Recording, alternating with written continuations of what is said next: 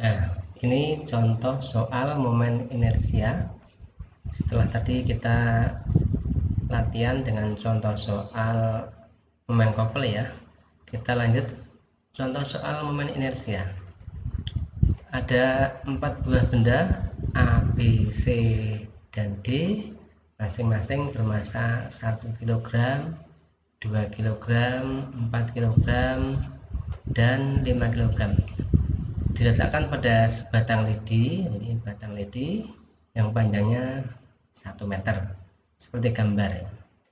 Jika batang lidi masanya diabaikan atau massa batang lidi diabaikan, maka besar momen inersia terhadap sumbu C adalah berapa? Jadi ini yang ditanyakan adalah momen inersia pada sumbu C. Baiklah, kita lihat pembahasannya. Jadi kita menggunakan rumus umum momen inersia adalah I sama dengan mr kuadrat. Ini rumus umum, kenapa? Karena ini hanya sebuah benda, belum disebutkan bentuknya apa gitu ya. Kalau sebuah benda atau partikel atau titik materi, maka I sama dengan mr kuadrat. Lalu jika lebih dari satu benda, maka I itu dijumlahkan dari masing-masing benda terhadap jaraknya. Nah, tetapi yang terletak pada sumbu putar dalam soal ini adalah C, karena apa? Ini momen inersia terhadap sumbu C, sehingga pada sumbu C tidak dihitung karena tidak memiliki jarak. Jadi M pada titik C sebagai sumbu putar atau rotasi maka tidak dihitung, sehingga penyelesaiannya adalah I total MA kali RA kuadrat tambah MB kali RB kuadrat tambah MD kali RD kuadrat. Di MC nya tidak memiliki jarak karena sebagai sumbu putar. Andai kan soalnya dirubah, jadi momen inersianya terhadap sumbu B gitu ya, di sini, maka yang MB tidak dihitung, yang nanti yang dihitung MA kalikan RA kuadrat tambah MC kalikan RC kuadrat tambah MD kalikan RD kuadrat. Seperti itu, sehingga kesimpulannya, perhatikan momen inersia itu diputar terhadap sumbu mana titik putarnya atau sumbu rotasinya. Kalau di sini sumbu rotasinya yaitu sumbu C ya. Kemudian RA-nya berapa?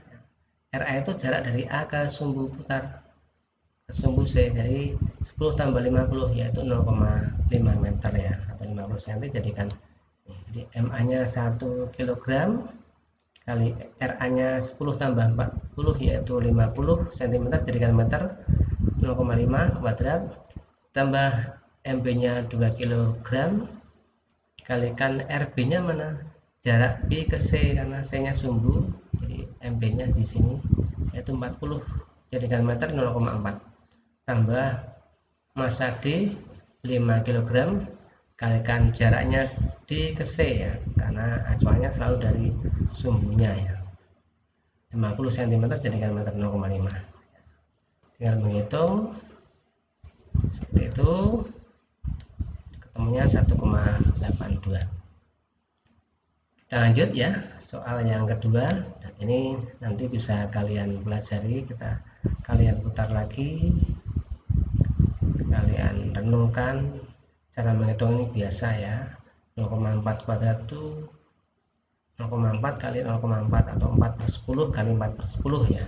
4 kali 4 kan 16, yang bawah 10 kali 10 100, 16 per 100 atau 0,16 kalikan 3 kalikan 2 jadi 0,32, dan seterusnya. Ini hitungan matematika biasa. Kita lanjut soal nomor 2 ya, soal serupa namun ini acuannya titik P. Di titik P tidak ada masanya. Tanyakan besar momen inersia sistem yang berporos di titik P. Sama seperti tadi, ini lebih dari 1 M nya, maka dijumlahkan saja. Ini bukan vektor ya momen inersia itu, sehingga tidak usah memperhatikan arah-arahnya, sehingga jumlahnya itu ya massa kalikan jaraknya kuadrat tambah massa 1 kg cari jaraknya kuadrat ditambah massa 0,8 kg kalikan jaraknya kuadrat, jarak ke titik P masing-masing. Jadi rumus umumnya masih sama, I sama dengan mr kuadrat Ini misalkan 0,5 kg ini MA, kemudian ini MB, dan ini MC. Untuk memudahkan dalam perumusan, itu totalnya MA kalikan RA kuadrat tambah MB kalikan RB kuadrat dan tambah MC kalikan RC kuadrat. Ya.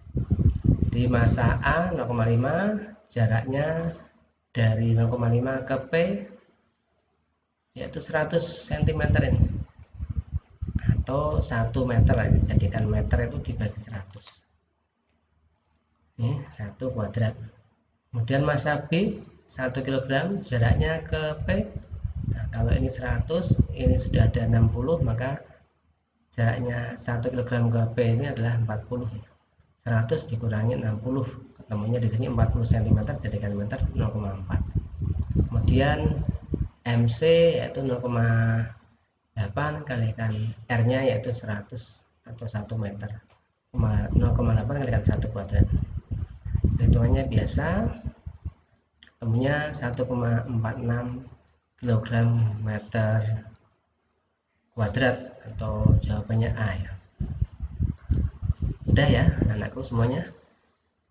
Kita lanjut soal yang ketiga. Bagaimana kalau ada sumbu X, sumbu Y, dan di dalam sumbu X itu ada beberapa massa. Ada 5 buah partikel ya, partikel masing-masing bermassa M. Ini ada M, 2M, di sini 2M, 3M, seperti ini 3M, 3M, dan 4M. Masanya itu tidak diketahui berapa kilogram, namun dalam variabel M, 2M, 3M, dan 4M. Lalu jaraknya terhadap masing-masing seperti ini, jaraknya juga tidak diketahui dalam cm atau meter, namun dalam variabel A. Jadi tergantung soal, jarak itu belum tentu diketahui dalam angka, namun dalam huruf atau variabel ya anak-anakku. Biasa saja nanti memasukkannya juga dalam huruf-huruf gitu. Masanya juga M gitu, jaraknya A. Nah, yang paling penting di sini perhatikan, tentukan momen inersia jika berputar terhadap sumbu X. Artinya bagaimana? Berputar terhadap sumbu X, maka X itu sebagai sumbu, yang berputar justru Y. Jadi kalau yang berputar terhadap sumbu X itu sebagai sumbu putar, maka X-nya diam. Yang berputar adalah Y, maka yang dihitung adalah massa-massa yang ada pada sumbu Y. Sebaliknya kalau berputar terhadap sumbu Y, maka Y itu sebagai sumbu, yang berputar itu X, sehingga yang dihitung adalah massa-massa yang ada pada sumbu X. Seperti itu. Rumus umumnya sama, I sama dengan mr kuadrat, karena partikel atau sebuah benda gitu ya, untuk benda yang tidak disebutkan bentuk-bentuknya. Nah, jadi kalau berputar terhadap sumbu X, maka pada X tidak dihitung, yang dihitung pada sumbu Y. Dan jika berputar terhadap sumbu Y, maka pada Y tidak dihitung, yang dihitung pada sumbu X. Jadi Ix atau momen inersia diputar terhadap sumbu X yang kita hitung justru massa-massa yang ada pada sumbu Y. Dari atas kita hitung 4M, jadi rumusnya kan mr kuadrat ya, M nya berapa ya, 4M itu sendiri, terus jaraknya R kuadrat ya, A itu sendiri, A. Jadi 4M kalikan A kuadrat, ini rumus dari M kalikan R kuadrat, tambah yang bawah ada 3M masanya dan jaraknya 2A, maka ini M, kemudian ini R kuadrat. Nah, R nya kalian tuliskan 2A, ini saya kasih dalam kurung agar tidak salah nanti. 2A ini dikuadratkan semua, sehingga perhitungannya bagaimana, 4MA kuadrat tambah 3M. Nah, 2A dalam kurung kuadrat, maka 2 dikuadratkan menjadi 4, dan A juga kuadrat menjadi 4A kuadrat. Lalu dijumlahkan biasa, yang 3M kalikan 4 kan 12M ya, 12MA kuadrat tambah 4MA kuadrat menjadi 16MA kuadrat. Kita lanjut.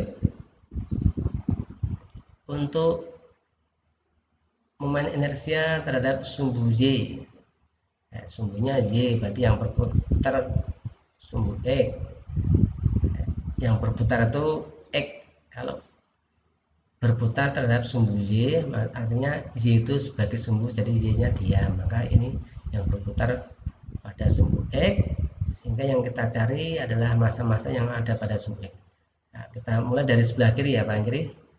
M kalikan R kuadrat, M-nya 3M, R-nya itu A tambah A, jadi 2A kuadrat, tambah massa M, jaraknya A, jadi MA kuadrat, selalu acuannya rumusnya MR kuadrat, ditambah yang terakhir 2M kalikan jaraknya A, 2M kalikan A kuadrat, sehingga dihitung seperti biasanya.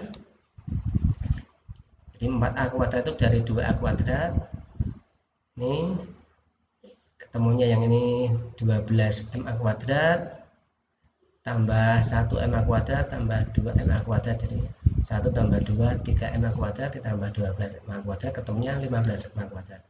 Seperti itu anak-anakku, masih mudah ya, kalian pelajari, kalian perhatikan, dan nanti diuji coba pada soal tugas dan evaluasi. Kita lanjut nomor 4. Nah, nomor 4 ini sebuah bola pejal ya, bukan sebuah partikel atau sebuah benda, namun sudah disebutkan bola pejal, artinya bentuknya sudah berpengaruh di sini. Nanti diingat bola pejal pada tabel momen inersia yaitu I-nya 2/5 mr kuadrat. Dari soal kita data diketahui massa 4 kg, jari-jari ini boleh R besar boleh R kecil, 50 cm jadikan meternya, dibagi 100 atau mundur dua angka gitu ya, terus di koma ya, 0,5 meter. Lalu gayanya 40 ya, gaya tetap 40. Ditanyakan percepatan sudut, simbolnya alfa ya, ingat-ingat percepatan sudut itu alfa, kalau percepatan linear A, jadi yang ditanyakan alfa. Ini diperoleh dari mana cara mengerjakannya? Nah, kalau yang ditanyakan alfa, maka kita mengeluarkan dua rumus, yaitu yang pertama tau itu F kalikan R, dari F kalikan R itu ketemu tau, dan setelah ketemu tau ada persamaan kedua, tau itu I kalikan alfa. Boleh mencari tau dulu, lalu nanti alfanya yaitu tau dibagi I, atau boleh langsung masukkan dalam persamaan karena sama-sama tau, jadi FR sama dengan I kalikan alfa. Lalu kalian masukkan angkanya F40, kemudian R nya nggak usah kita tulis dulu angkanya nanti, karena bisa dicoret dengan R di sini. Nah, ini yang saya maksud, I itu kalau sudah berupa bola pejal, silinder pejal, bola berongga, kalian harus mengingatnya, harus menghafalkan dari tabel ya momen inersia. Jadi secara mudah, kalau bola itu 2/3 dan 2/5 ya, yang lebih besar yaitu yang berongga, jadi pejalnya itu 2/5 mr kuadrat, bola berongga 2/3 mr kuadrat. Kalau silinder pejal itu setengah mr kuadrat, silinder tipis berongga mr kuadrat. Ini kembali ke sini, bola pejal jadi 2/5 mr kuadrat. Jadi R di sini kita bagi dengan R kanan kiri, kita bagi dengan variabel yang sama, dibagi R hilang, kemudian R kuadrat dibagi R itu tinggal R saja.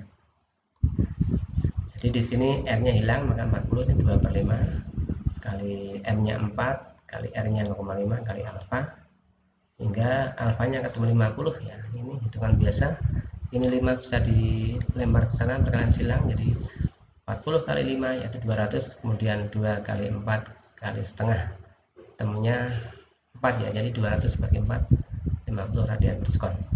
Demikian anak-anakku, sampai di sini silahkan kalian pahami. Bila ada hal yang belum jelas bisa ditanyakan kepada Pak Syah melalui kontak WA. Sekian pembelajaran hari ini, dan silakan nanti dipelajari secara hati-hati, secara seksama, dan diuji cobakan pada soal di GP kelas. Terima kasih atas perhatiannya.